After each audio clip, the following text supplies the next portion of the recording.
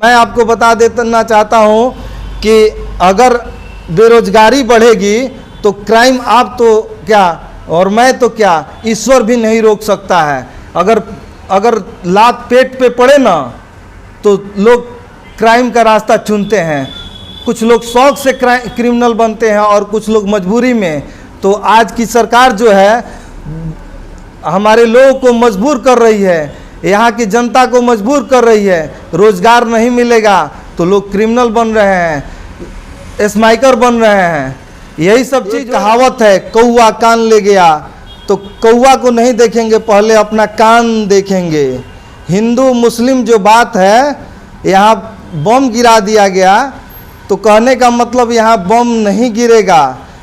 अगर आप लोग सोचते हैं या कोई व्यक्ति सोचता है कि मुसलमान पाकिस्तान चला जाएगा और हिंदू नेपाल चला जाएगा, तो ऐसा हरगिज नहीं होने वाला है, ना हुआ है और ना ही नेता आपसे वोट मांगने के लिए आए उससे सीधा सवाल विकास पे कीजिए कि आप समाज के लिए, आप अपने क्षेत्र के लिए, आप देश के लिए, आप भाईचारा के लिए क्या दिए हैं और क्या देना चाहते हैं। अगर गुमराह करने आए हैं तो जिस रास्ते से आप लोग आते हैं उसी रास्ते से आप लोग निकल जाइए। स्काई लाइव न्यूज बिहार आप देख रहे हैं और मैं हूं आपके साथ सुभाष। बता दें कि आगामी 2024 लोकसभा चुनाव की जो सरगर्मियां है वो अब धीरे धीरे बढ़ रही है। ऐसे में जो भी पार्टी के लोग हैं चुनावी मैदान के लिए वे अपना कैंपेनिंग में भी लग गए हैं। इसी बीच बता दें कि हमारे साथ एक नए मेहमान राजद के नगर अध्यक्ष इंजीनियर रमेश कुमार हमारे साथ जुड़ रहे हैं। इनसे चर्चा करेंगे खास करके लोकसभा आगामी चुनाव पर कि इनकी क्या कुछ नगर में तैयारियां चल रही है, पार्टी को लेकर के ये कितनी सक्रिय हैं। रमेश जी, बहुत बहुत पहले तो हमारे न्यूज़ चैनल में आपका स्वागत है। सबसे पहले आपके चैनल को मैं धन्यवाद देता हूं। रमेश जी, खास करके आज हम आपसे जुड़ रहे हैं और ये चर्चा करेंगे आगामी लोकसभा चुनाव पे। आप नगर राजद के अध्यक्ष हैं, क्या कुछ तैयारियां चल रही हैं? देखिए, लोकतंत्र है, एक त्यौहार है और इस त्यौहार में हम सबको सम्मिलित होना बहुत ही आवश्यक है। इस त्यौहार में अगर हम लोग भागीदार नहीं बनेंगे तो हम लोग लोकतंत्र को मजबूत नहीं बनाएंगे। हमारा देश वर्षों सदियों से गुलाम रहा है और उस गुलामी से हम सबको 1947 में आज़ादी मिली है। हम लोग को संविधान मिला है, जो इस संविधान के, इस लोकतंत्र से हम लोग अपना जीवन खुशी से, अपने मन से और संविधान के अनुसार जीवन यापन कर सकते हैं। वो खुशियाँ हमको सदियों पहले नहीं थी और वो खुशियाँ हमें बरकरार रहे संविधान वाली। इसलिए हम लोग परिश्रम कर रहे हैं कि फिर दोबारा हम लोग अन्यायियों, अत्याचारियों के द्वारा शोषित न किए जाएं। इसलिए मैं अब थोड़ा अपना कैंपेनिंग तेज करना चाहता हूं और कर भी रहा हूं कि सब लोग अपने वोट वैल्यू को समझें। अगर अपने एक वोट का वैल्यू नहीं समझेंगे तो हम लोग गुलाम होने से दुनिया की कोई शक्ति नहीं रोक सकती है। रमेश जी, आपको राजद पार्टी ने कंधे पे बहुत बड़ा जिम्मेवारी दिया है और आप देखा जा रहा है कि क्षेत्र में सक्रिय भी हैं, काफ़ी संगठन को आप मजबूत करने के भी रणनीति बना रहे हैं। तो लगभग चुनाव में 5 से 6 महीने का वक्त बच गया है, तो क्या इसके लिए और आपकी क्या आगे रणनीति रहेगी? क्या लग रहा है कितनी सीट अर्जित करने वाली है पार्टी आपकी? देखिए, माता रानी की कृपा से मुझे बहुत कम समय में बहुत ज़्यादा भार मिला है और उसको मैं निभाने के लिए अपने आप को समर्थ समझता हूँ। मैं अपना 100% लगा दूंगा पार्टी को जिताने के लिए और सत्य के साथ रह के कुछ अच्छा करने के लिए।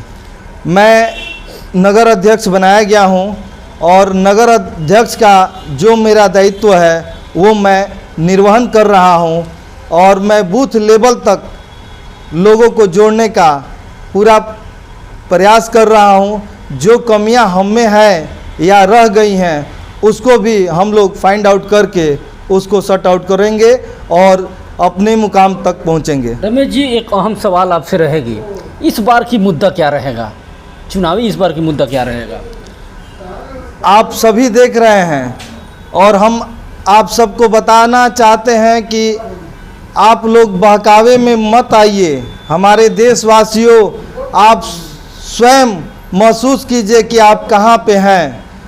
एक कहावत है, कौवा कान ले गया, तो कौवा को नहीं देखेंगे, पहले अपना कान देखेंगे। हिंदू मुस्लिम जो बात है, यहाँ बम गिरा दिया गया तो कहने का मतलब यहाँ बम नहीं गिरेगा। अगर आप लोग सोचते हैं या कोई व्यक्ति सोचता है कि मुसलमान पाकिस्तान चला जाएगा और हिंदू नेपाल चला जाएगा, तो ऐसा हरगिज नहीं होने वाला है, ना हुआ है और ना ही होगा। इसलिए हिंदू मुसलमान पे न आइए। जो भी नेता आप से वोट मांगने के लिए आए, उससे सीधा सवाल विकास पे कीजिए कि आप समाज के लिए, आप अपने क्षेत्र के लिए, आप देश के लिए, आप भाईचारा के लिए क्या दिए हैं और क्या देना चाहते हैं। अगर गुमराह करने आए हैं तो जिस रास्ते से आप लोग आते हैं उसी रास्ते से आप लोग निकल जाइए। और मैं आपके चैनल के माध्यम से ये भी जनता को बताना चाहता हूँ कि आप लोग अपने जो भी लीडर आए उनसे सीधा सवाल पूछिए कि आप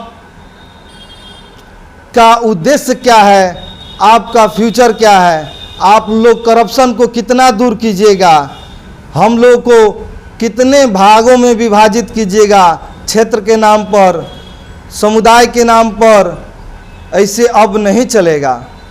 रमेश जी, आप करप्शन की बात कर रहे हैं, आप ही की सरकार है और आए दिन सिवान में देखा जा रहा है करप्शन, क्राइम लगातार बढ़ा हुआ है। अगर आप कहीं ना कहीं इस पर क्या कुछ प्रतिक्रिया देंगे? और देखिए, आप जो कह रहे हैं कि अभी क्राइम बढ़ा हुआ है, क्या इसके पहले जो सरकार थी उसमें क्राइम नहीं था? अगर आप बोल सकते हैं कि नहीं क्राइम हमने रोक दिया था, तो आप जो कहिए वो, मैं उसी दिन से अपना ये जो सिलसिला है वो रोक दूंगा। जिस दिन क्राइम रुक जाएगा, कम होगा, कभी ज़्यादा होता है कभी कम होता है, मैं कोशिश करूंगा और मेरी पार्टी की जितने भी आला कमान लोग हैं वो प्रयासरत हैं कि क्राइम बढ़े नहीं। ग्राफ आप उठा के देखिए और नीचे जा रहा है। अगर कोई क्राइम होता है तो उसको तुरंत फाइंड आउट किया जा रहा है कि कहाँ से कौन क्या कर रहा है। मैं आपको बता देना चाहता हूँ कि अगर बेरोजगारी बढ़ेगी तो क्राइम आप तो क्या और मैं तो क्या, ईश्वर भी नहीं रोक सकता है। अगर लात पेट पे पड़े ना तो लोग क्राइम का रास्ता चुनते हैं। कुछ लोग शौक से क्रिमिनल बनते हैं और कुछ लोग मजबूरी में। तो आज की सरकार जो है हमारे लोगों को मजबूर कर रही है, यहाँ की जनता को मजबूर कर रही है। रोजगार नहीं मिलेगा तो लोग क्रिमिनल बन रहे हैं, स्माइकर बन रहे हैं, यही सब चीज़ हो रहा है। माना जाए ये कि बेरोजगारी की वजह से इतना गैर आपराधिक जो बढ़ रहा है। एक कारण ये भी है कि बेरोजगारी से क्राइम बढ़ता है, तो बेरोजगारी आप लोग दूर कराइए। चलिए, एक और भी सवाल आपसे रहेगा कि चुनाव को लेकर के तमाम नगरवासियों से क्या कुछ आप अपील करेंगे? मैं तमाम नगरवासियों से ये अपील करना चाहता हूँ कि आप लोग पार्टी को देख के सेकेंडरी रूप रखें, पहले कैंडिडेट देखें। अगर आपका नींव का ईंट मजबूत होगा तो इमारत जरूर बुलंद होगा। अगर नींव का ईंट ही कमज़ोर होगा तो इमारत की परिकल्पना बंद कीजिए। आप सबको गुमराह किया जाता है, हैजा ना होइजा देखो, होइजा मत देखो।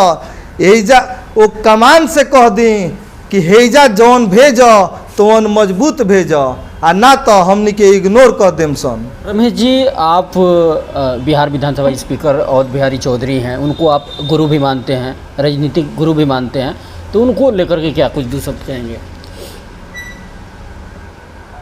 बिहार विधानसभा स्पीकर आदरणीय श्रीवत बिहारी चौधरी जी हमारे राजनीतिक गुरु इसलिए हैं क्योंकि मैं बहुत उनके सानिध्य नहीं रहा, लेकिन 2-4-5 बार गया तो उनसे सीखने को मुझे बहुत मिला और मुझे लगा कि इनमें वो सारी खासियत है जो एक गुरु में होनी चाहिए। मैंने देखा वहाँ पे जितने भी लोग फरियाद लेके आते, अपने बात को रखने के लिए आते, वो अगर अपने होते और गलत कार्य के लिए उनसे कोई बात कहते तो उनको उन्होंने मना कर देते, और कोई पराये भी हो और सही कार्य के लिए आते हैं तो उनके हर कार्य करने के लिए वो हमेशा तत्पर रहते हैं। इस तरह बहुत कुछ सीखने को मुझे मिला और वो रियल में इतने दिनों तक राजनीतिक में रहने के बाद भी उन पे एक भी एफआईआर दर्ज नहीं हुआ, इसलिए वो प्रशंसा के योग्य हैं। उन पे 107 का एक भी मुकदमा आज तक नहीं हुआ। तो बताइए वो व्यक्ति ये सिवान में रह के और कितना अच्छे रहें, कितना निष्पक्ष रहे। उनकी प्रशंसा अपने तो करते ही हैं, विरोधी लोग भी करते हैं। मैंने देखा 15 साल जब वो सत्ता में नहीं थे तो उनके बात को सारे ऑफिसर, विपक्ष के ऑफिसर भी सुना करते थे। तो इससे मुझे बहुत कुछ सीखने को मिला और मैं चाहूँगा कि उनसे भविष्य में और बहुत कुछ सीखूं। आप वो ये भी हम बता दें कि उनको गांधी जी भी सिवान के कहा जाता है और बिहारी चौधरी को, ये भी आप मानते हैं इस चीज़ को? तो गांधी जी में जो खासियत थी वो हमारे श्रीवत बिहारी चौधरी जी में है। गांधी जी अहिंसा के पुजारी थे, सभी धर्मों को साथ लेके चलने वाले थे और हमेशा सत्य के मार्ग पर चलते थे। वही कार्य हमारे आदरणीय श्रीवत बिहारी चौधरी जी करते हैं, तो हम सभी उनको सिवान के गांधी जी भी बोलते हैं। और मैं माता रानी से प्रार्थना करूंगा कि उनका जीवन सार्थक करें। जय माता दी। बहुत बहुत धन्यवाद। ये थे हमारे साथ इंजीनियर रमेश, जो नगर राजद के अध्यक्ष भी हैं। इनसे तमाम लोकसभा चुनाव पर हमारी चर्चाएं हुई। हर एक सवालों का इन्होंने बड़ी ही बेपाकी तरीके से अपनी बातों को रखी। बहरहाल खबरों से बने रहें। ये खबर अगर आप फेसबुक पे देख रहे हैं तो पेज को फॉलो कर लें और ख़बर को ज़्यादा से ज़्यादा आप शेयर, कमेंट, लाइक भी करें।